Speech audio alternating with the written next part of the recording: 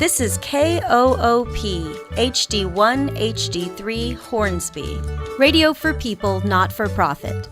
Welcome to Volumes, the Austin Public Library radio show. Each week, we explore how your library is more than books.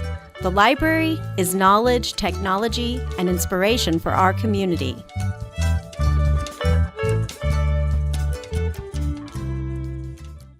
I'm Valerie, the director-editor of the Challenger Street newspaper. We started in 2011 as a job opportunity for people on the streets and people in poverty. We are the voice of the homeless, with 95% of our writers being homeless or formerly homeless. To empower people in need with economic opportunity and have their viewpoints heard. This paper uplifts and gives information to our most underrepresented people. It encourages responsibility and freedoms necessary to enhance our everyday life. The people we serve have a wealth of information to share with society. The paper contributes, informs, and connects diverse people from all walks of life. The challenge is to end poverty.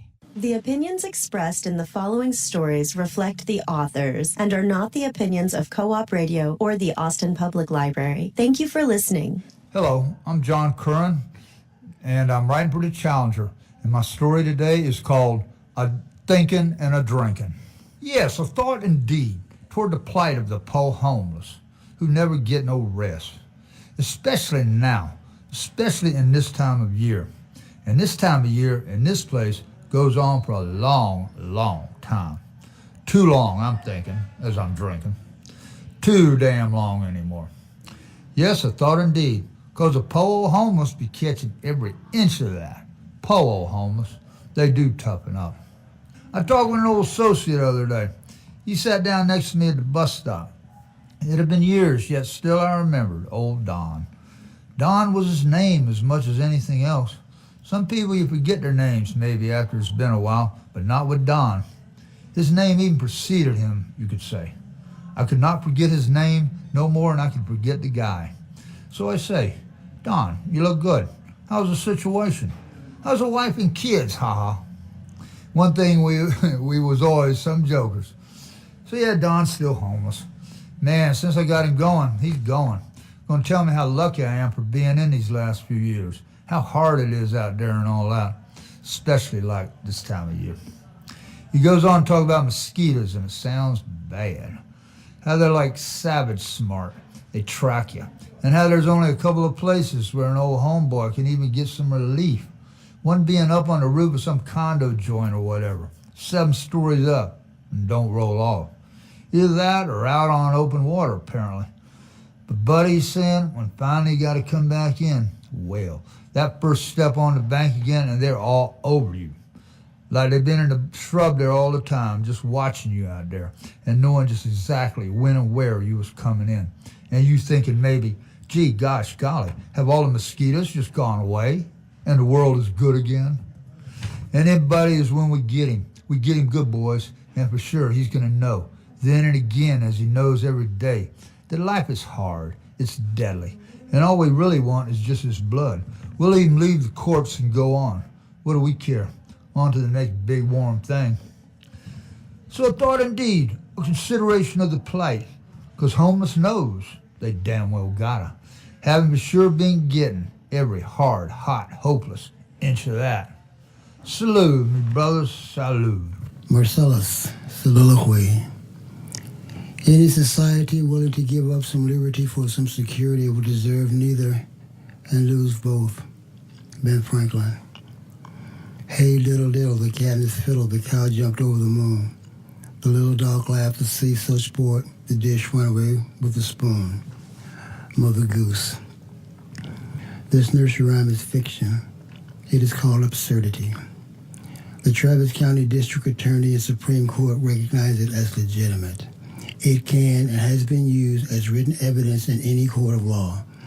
Fictitious documentation is being used to prosecute individuals on a regular basis in our courts. This is policy. This is wrong.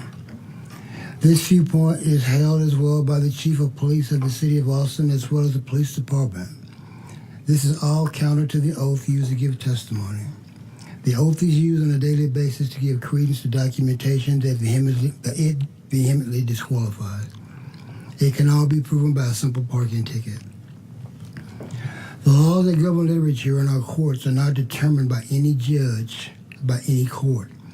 They are determined by the laws of literature, the law of letters. This is determined by the oath. We are all subservient. Our courts and law enforcement are supposed to know this.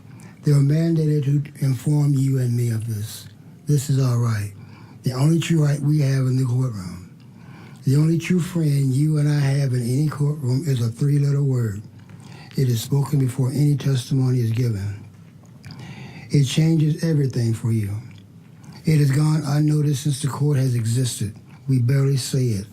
It is and you should never again feel intimidated in any courtroom.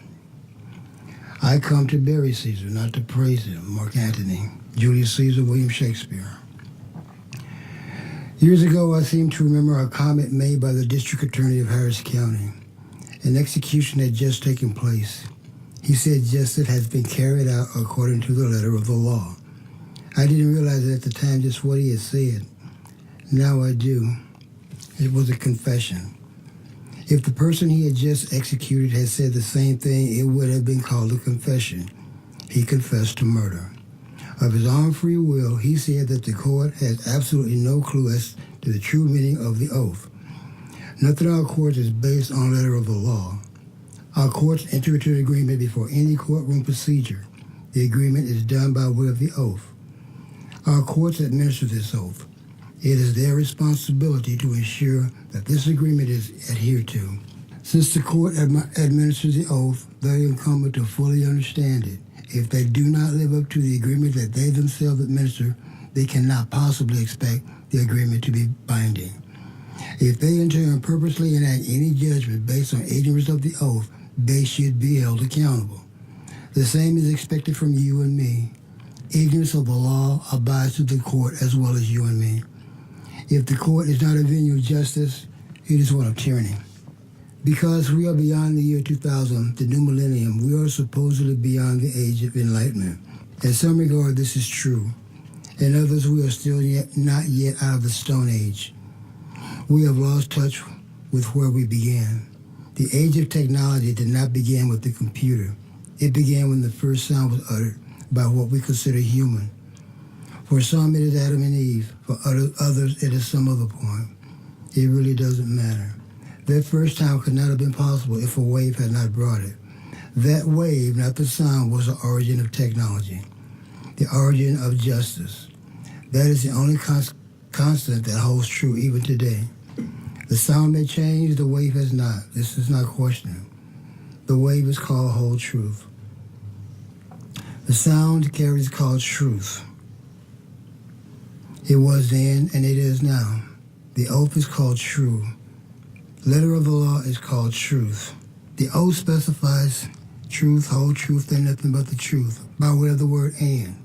That is unless you, of course, already want to go on believing that a cow can actually jump over the moon.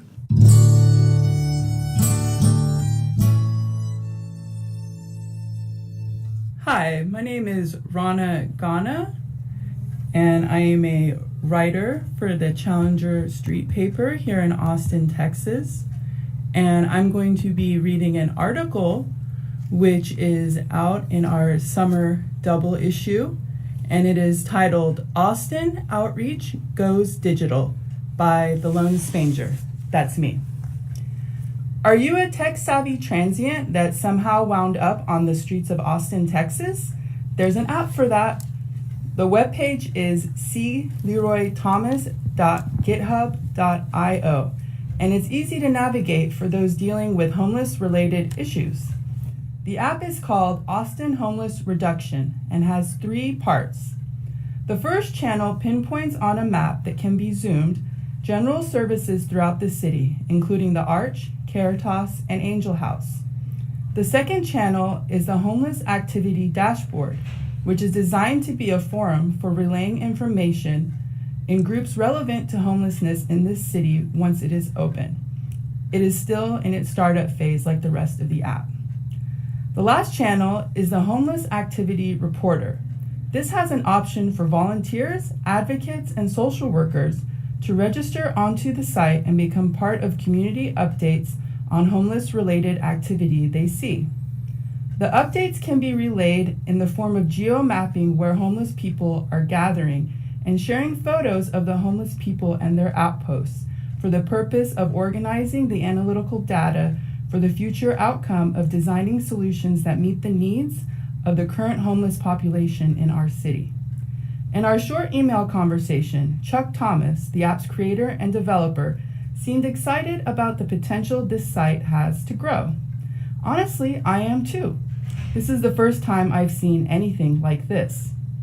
The direction the open source format on the app takes will hopefully be positive for the city. Whether it is used to illegally gang stalk the impoverished street people will be yet to be seen. Hopefully not.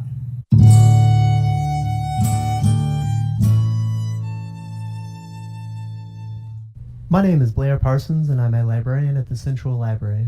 Each week I highlight a selection of programs for adults that are happening around the Austin Public Library, and our full list of programs may be found on the library's events calendar.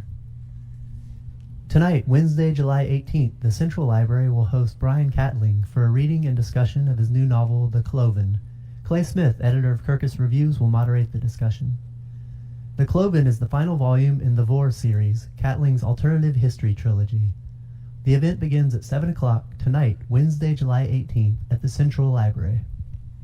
Tuesday evening, July 24th, the Twin Oaks Branch Library will host Basics of Python Programming. Attendees will learn Python from the ground up, starting by developing a foundation of basic computer programming logic, and then building into working with 3 Python data types: lists, strings, and integers. The class will culminate with learning arithmetic operations and how to build loops. Basics of Python Programming begins at 6:30 p.m., Tuesday, July 24th, at the Twin Oaks Branch Library.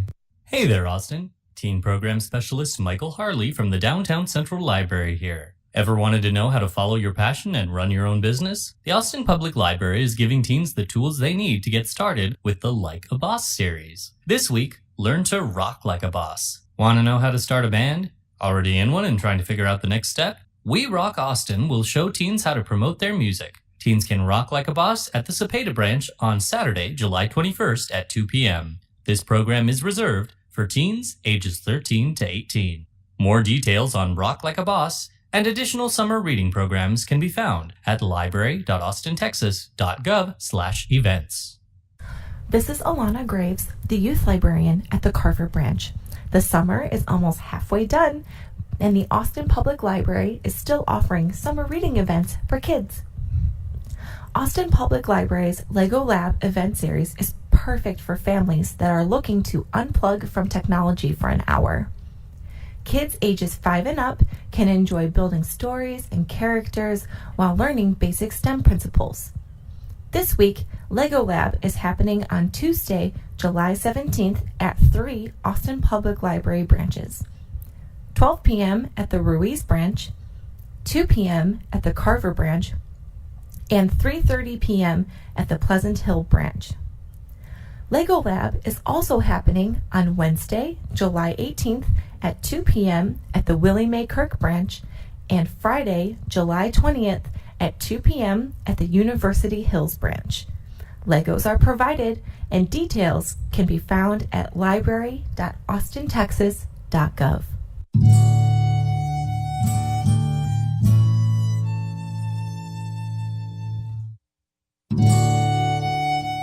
You're listening to Volumes, the Austin Public Library radio show on Co-op 91.7 FM and KOOP.org. Radio for people, not for profit.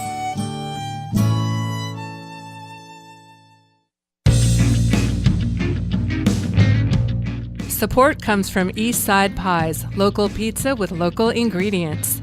3 locations around Austin: East Side off Rosewood, Airport and 53rd, and Anderson Lane. Take out or eat in.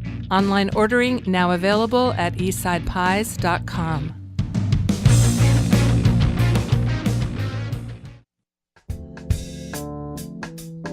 Support comes from Lincoln Pen Gallery's I Found You, an exhibit featuring the work of 5 artists on view July 6th through July 29th. The artists all use found objects to create their mixed media works.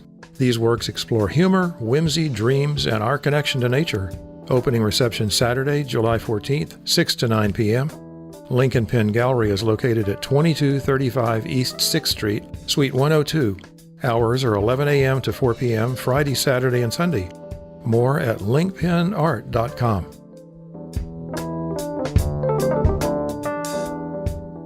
Welcome back. This is Valerie Romness, Director-Editor of ChallengerNewspaper.org. Thank you for listening. The opinions expressed in the following stories reflect the authors and are not the opinions of Co-op Radio or the Austin Public Library. Thank you for listening. Hello, I'm David Fields. I'm a writer for the Challenger Street newspaper here in Austin, Texas, and I'm going to be reading one of my articles from last year in August called Something to Do. You know, homeless people are basically the same as everyone else. We just live differently. Yes, people react to us differently, some good, some great, and some not so good. I'm sure you've wondered about it from time to time, haven't you?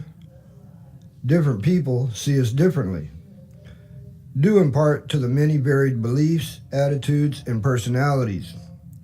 The public's perception of homeless people is largely due to the group of us that spend their days asking for a handout or walking around staring at the ground hoping to find scraps of blunts and joints. Then, of course, there's the ones that want to steal anything they can get their hands on.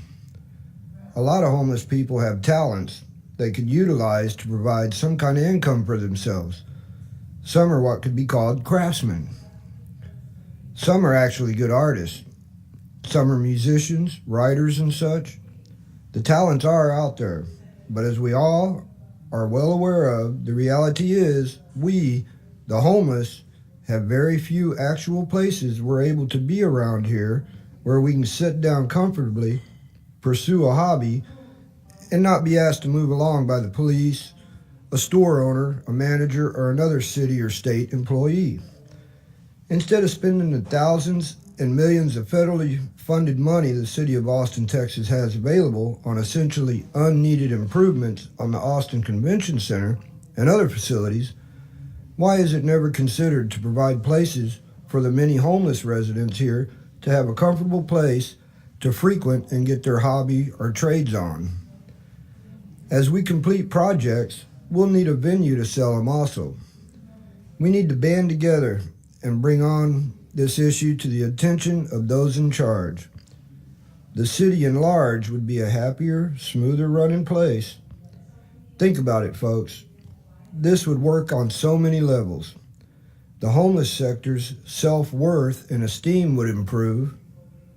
They would gain an avenue for income, and along with their new means of income, they would begin buying the things they were unable to attain before, which translates to their money being input back into the economy. And wouldn't that make the so-called large in charge people happy? Isn't that what they're shouting about a lot of the time? The crime rate most likely would drop. The sour attitudes would dwindle. The pointless confrontations would begin diminishing. The jail population would have to thin out. Need I go on? It's hard to believe all this hadn't been realized by somebody the board will listen to. Some people of the street start hanging out here and there, performing their God-given talent. Write the next bestseller, create a Picasso, put out the next hit song, and then hawk your wares here and there. The city will undeniably notice a change for the better and act on it. Have a damn good day.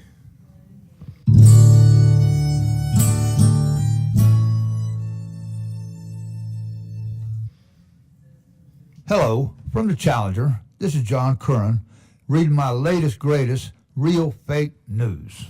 So they wanted to put me in housing, even though I'd been doing okay out on Skull Island. Had a camp, you know. Kong would pass by sometime, and that old T-Rex and his buddy Triceratops stopping by now and then. And of course, old girlfriend, and last but not least, old buddy Moog. So they made me an offer. I could have refused, but it kind of looked like things could have been changing. Movie crews come around, stuff like that. The inevitable, all of that. So maybe against better judgment, I says, okay, we'll give civilization a try. So they put me in the little apartment complex with another similar group of recent arrivals, vets, and made us like a showcase bunch. The city doing its damnedest for a select crew of homeless. Yeah, each and every unit coming fully furnished with brand new Ashley furniture. The build-up, like we were all something pretty special, if you get the picture. And just to really ram this one on home good, the local TV affiliate Fox News was wanting to do an exclusive interview with one of us, and Ellie was asking for one volunteer, of which that was me. Never mind that was one thing you should learn never to ever do again. I did, volunteered, figuring I guess this would be a lark. Well, okay, so they were going to send out the famous Mike W. himself and crew. The date was all set, and then the big day arrives. Now, a little backdrop. I'm not a social media person at all, far from it. But for a short time, through charity, I had this old hard drive PC computer setup been given to me. The donor probably figured I'm going to be all Lady Gaga. I wasn't, never will be. And this setup eventually got given back.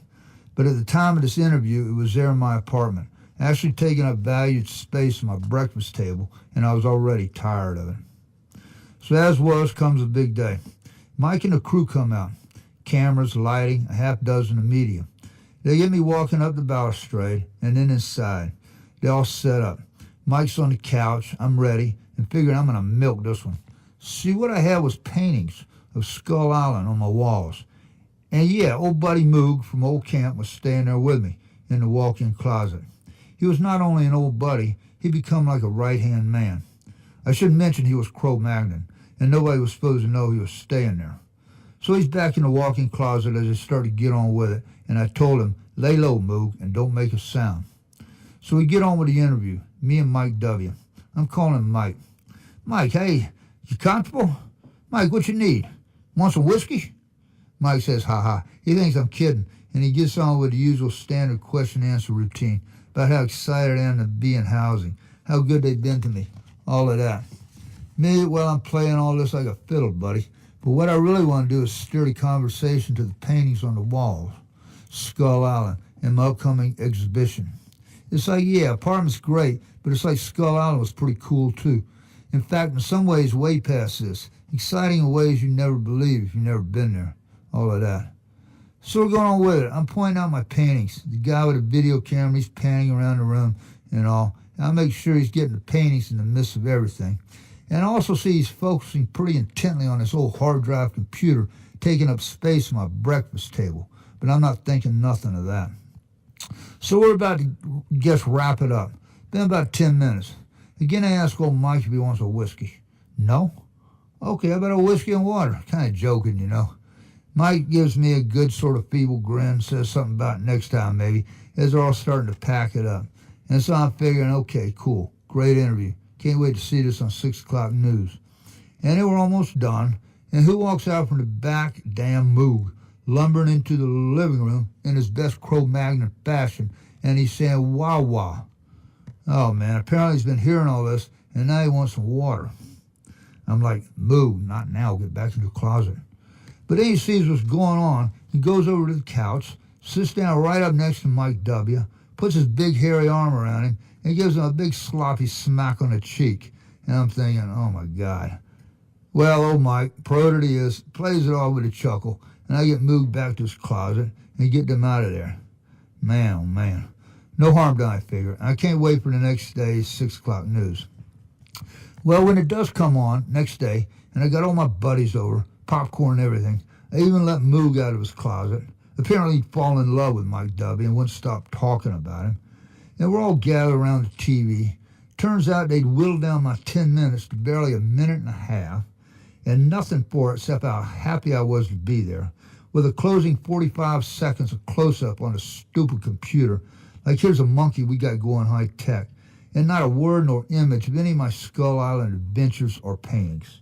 And I'll tell you this, that bunch will never interview me again for their biased, manipulated, distorted, and I might as well say completely fake news story. Ever. I don't care how much Moog to this day thinks Mike W. is a really, really cool guy. All right, here's the second latest greatest by me, John Curran, and it's called Cherry Bomb. My buddy John and his girlfriend had come by earlier. We'd kicked it with a 40 and smoked some weed. They'd left. We'd been on the front screened-in porch. So after, I just walked on down the hall of the little Cracker Barrel house to my bedroom. On the way, I had to pass by Mama's bedroom. She was in there with that rat. They'd been a-boozing, of course, heavy, and talking that junk. Him playing the tough guy, old Mom giving it right back. Cat fight. Two old people. They loved that stuff. It was 20 years on now since Dad in the good days. Mom had remarried this jerk in the time when I'd taken off and been in Hawaii. I'd come back, met the new guy, and we'd hated each other from the first moment. I was getting on 10 years ago now, an ongoing war for the heart of poor Mom. The only old Dad really ever had the key to that heart. So, I got to pass by the bedroom. I hear some of their cat fight, and the rat is really talking major junk tonight. Yeah, he's saying, that no-good, worthless son of yours. I hope when he does go back to Mexico, he stays there. We sure don't want him interfering with our true love affair now, do we, Lovey? Yeah, this was his game, all right. Pushed me out. Playing his last, sorry old man's game on the lonely widow. Doing all right till the old Sonny boy, who arrives back from being away 4 years, presents an instant threat. We both understood each other very well by this point, but in the moment, the rat was definitely waxing, especially bold. I hear him now pretty good through the door. Yeah, he's saying, that some bitch son of yours, blah, blah, blah, blah. And you know what? Right then and there, I just had enough, and I walked back out there, stood him. Oh, he says, I hear a challenge outside my door. That's right, see, because I'm standing right there saying this. And then quick as that, the door flies open, and the rat is there with a table leg for a club, bringing it down on my head. Man, cracked me good. But boy, was I loaded for bear, because Kid, that's me, comes back with the fastest, most direct and on-target straight right counterpunch to his kisser that I believe I've ever delivered in my life. Pure fist we're talking here. When you get it right, it don't hurt your hand at all. In fact, it can just feel so good. So Mom's screaming, cops come, they wheel him out on a stretcher. He's faking it. And I get cuffed. First time. And you know, you never forget that first time, do you? Like first time you got tail, say. Or first time you got up on water skis. This wasn't maybe as great as that, but at least the charges were dropped. His mom kicked him out the next day after she'd sobered up and saw how it wasn't me after all. It was a rat. And you know what they say about rats? That's right. They die horribly, miserably, hopefully. Though any old way will do.